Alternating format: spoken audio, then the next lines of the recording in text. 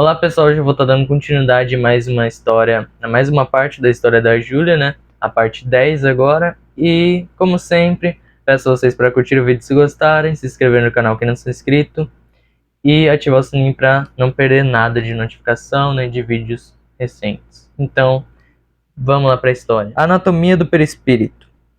Quando o espírito chega às colônias, seu perispírito se assemelha muito ao corpo humano na Terra, em relação às necessidades, pois ainda ficamos um bom tempo acostumados a pensar que precisamos comer e beber água, por exemplo. Por comermos, precisamos usar o banheiro para as necessidades, o que de início pode ser muito estranho, por estarmos em um corpo perispiritual. No final é como Leonardo disse, o que pensamos, criamos. Se pensarmos que estamos com fome, que precisamos comer, mesmo não sendo necessário de fato, estaremos com fome. Por conta dessas ocorrências, sim, existe banheiro nas colônias. Ainda mais porque mesmo espíritos já acostumados com esse plano espiritual, bebem água regularmente por simbolizar cura e a pureza. A água não faz mal a ninguém, e nunca fez, pois muito pelo contrário. A água nas colônias é muito mais pura que a água potável das cidades na Terra, por conta dos humanos poluírem cada vez mais os mares do planeta, infelizmente. Aqui uma explicação sobre perispírito. Depois que desencarnamos, perdemos o corpo físico, mas ainda aparentamos com ele.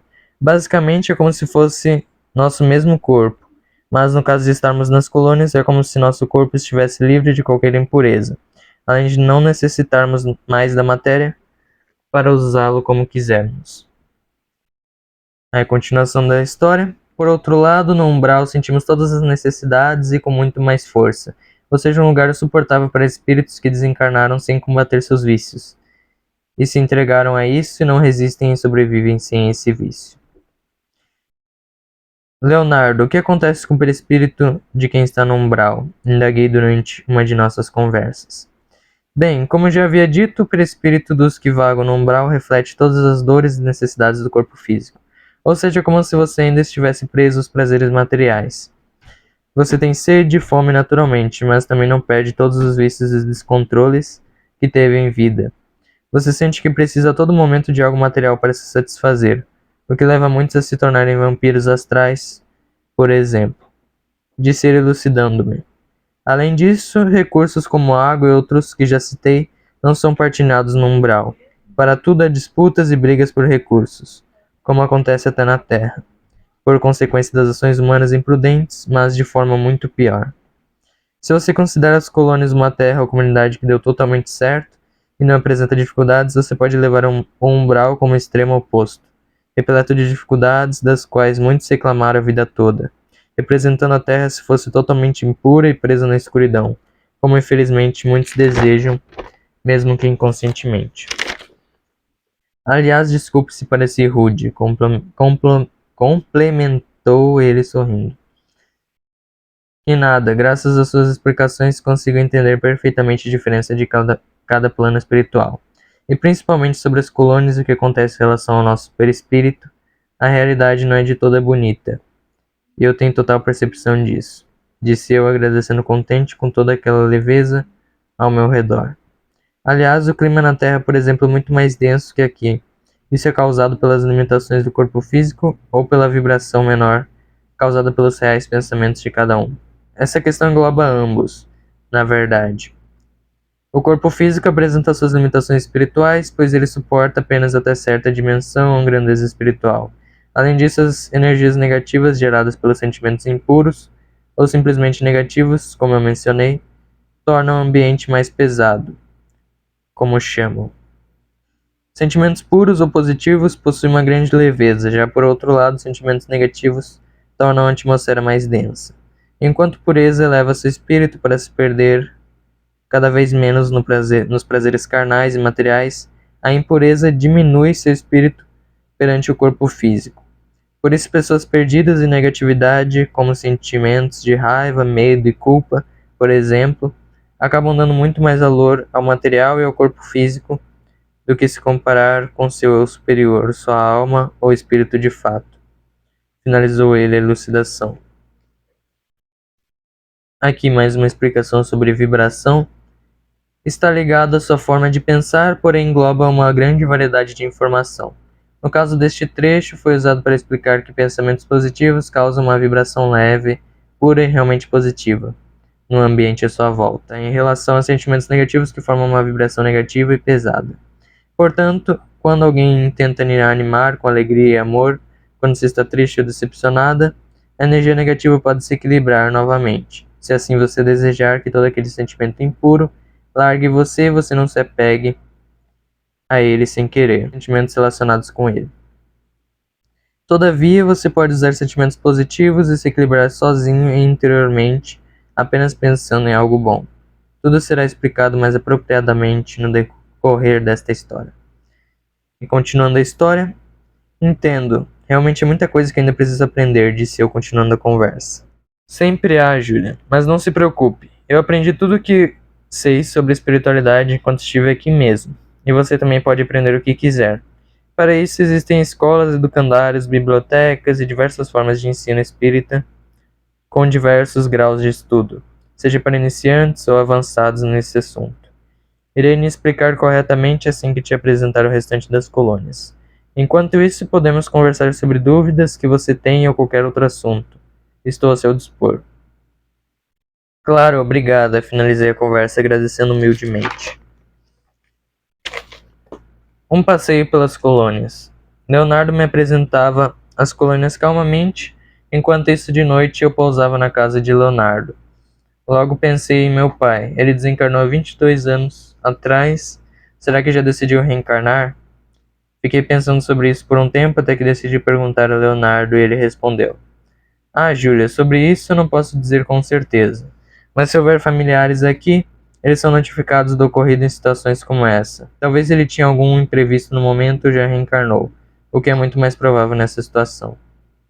Ah, entendo. Será que ele tinha algum propósito importante nessa encarnação? Indaguei bem confusa. Todos sempre temos propósitos importantes, mas talvez seja alguma emergência em relação ao propósito. Ou simplesmente existe a possibilidade dele não gostar da vida nas colônias, mesmo estando totalmente puro. Como assim? Perguntei. Júlia, muita gente ama as colônias e gosta do seu trabalho aqui, mas existem aqueles que preferem ajudar a si mesmo e aos outros enquanto encarnados, dando continuidade à sua evolução e passando por diversos desafios novamente para esse propósito. Para reencarnar é preciso estar preparado e completamente puro espiritualmente. Óbvio, com seu espírito satisfeito de verdade com a determinada decisão e longe de prazeres carnais. Muitos espíritos reencarnam rapidamente, pois preferem estar em constante evolução e ajudar a mudar de fato a sociedade atual. Portanto, talvez seja o possível caso de seu pai, mesmo sendo apenas uma especulação minha. Realmente é possível vendo desta forma, complementei. Na verdade, vindo de meu pai, isso é bem provável. Novamente agradeço de coração pelo esclarecimento. Parando para analisar toda a situação e as duas vertentes, notei algo importante. Há pessoas que se prendem à matéria durante toda a sua vida encarnada, apenas para satisfazer seu prazer carnal e ignorando seu lado espiritual. Por outro lado, há pessoas que sabem usar a matéria da forma certa, a fim de usá-la para concluir seu propósito de vida e seu verdadeiro desejo, não de seu lado egoísta ou materialista. Logo, quando desencarnam, permanecem da mesma forma. Há pessoas que aceitam seu lado material e usam como ferramenta de seu eu superior. Há outras que se prendem na matéria e usam ela da forma incorreta, ouvindo apenas os desejos dessa ferramenta e não sabendo usá-las. E também há aqueles que por muito tempo não gostam do seu lado físico e acabam pensando de forma que divide seu ser em duas partes, o físico e o espiritual, mas sempre devemos aceitar que somos um, não divididos, assim como a sociedade divide tudo. Não devemos agir da mesma forma. A verdade é que enquanto encarnados devemos aceitar que somos apenas um ser e o nosso ego é como se fosse um dos muitos de nossos órgãos. Apenas não podemos dar muito poder a ele, ao pensar que não conseguimos controlá-lo, pois é totalmente o oposto. É simples perdoar e aceitar essas nossas ações influenciadas pelo ego, dando um basta para essas ações e dizer para si mesmo que domina você mesmo, assim como o seu ego. Não com orgulho, mas sim com perdão e amor próprio.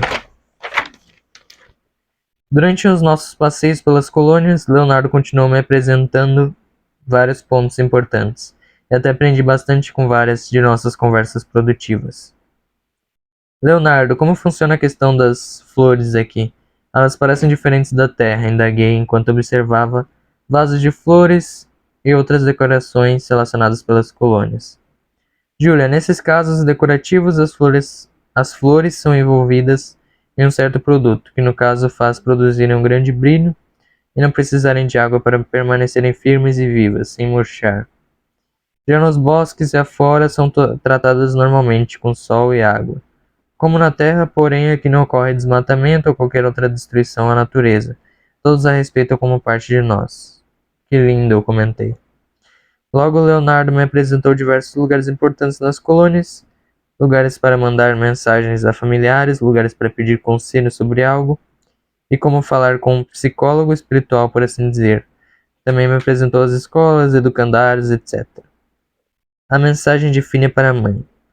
Conforme Leonardo foi me apresentando esses lugares, eu aproveitei o propósito de cada um. Portanto, logo escrevi uma carta para confortar minha mãe e Felipe sobre minha morte.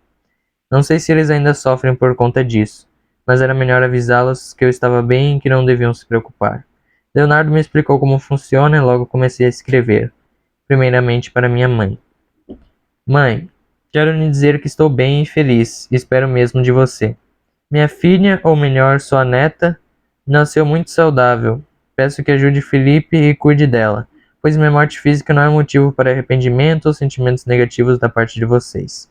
Tente se lembrar de todo o cuidado que teve por mim, todo amor incondicional e como eu cresci e amadureci, tanto fisicamente como espiritualmente. Você sabe que me ajudou e curou diversas feridas minhas. Leve nossas memórias de forma feliz, pois realmente passamos por diversos desafios, mas passamos por todos eles juntas com um grande e belo sorriso no rosto. Não joga essas memórias tão lindas de nosso relacionamento de mãe e filha fora. Eu aprendi tanto com você, você foi uma mãe perfeita para mim. Fez de tudo para ver eu feliz e contente, mesmo passando por dificuldades como todos passam.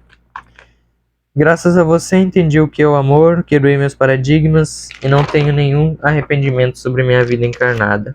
Muito pelo contrário, tudo o que passei serviu de grande aprendizado para meu espírito. Mãe, você é forte e lembre-se que não está sozinha. Eu ainda estou aqui rezando por sua alegria e felicidade. Não há motivos para se perder em negatividade. Mãe, eu te amo e sempre te amarei. Agora conto com você e com Felipe para cuidar e amar incondicionalmente de sua preciosa neta, no meu lugar. Gratidão por tudo, minha mãe. Enquanto escrevi essa mensagem, não pude conter as lágrimas. Mas não são lágrimas de tristeza, e sim de real gratidão. Então é isso, pessoal. Essa foi a parte 10 da história da Júlia. E agradeço a todo mundo que está acompanhando a história aqui. Espero que estejam gostando da história. E até mais.